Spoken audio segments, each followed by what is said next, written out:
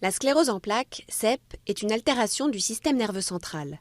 Elle se caractérise par la destruction progressive de la myéline, la gaine protectrice des nerfs du cerveau et de la moelle épinière, et la formation de plaques de sclérose. Cette dégradation provoque alors des sortes de court-circuits qui entravent le passage de l'influx nerveux. Affection neurologique grave la plus fréquente chez l'adulte jeune, qui apparaît généralement vers la trentaine, la CEP est une maladie auto-immune. Le système immunitaire de l'individu attaque ses propres cellules au lieu de les défendre. Les symptômes varient selon le territoire du cerveau ou de la moelle épinière touchée. Problèmes de motricité, de perception sensorielle ou d'acuité visuelle apparaissent et disparaissent en laissant plus ou moins de séquelles. Mais la maladie peut affecter quasiment toutes les fonctions biologiques. Chronique et de gravité variable, la CEP évolue de façon capricieuse, par poussées entrecoupées de rémissions, avec des formes bénignes et des formes graves progressivement invalidantes.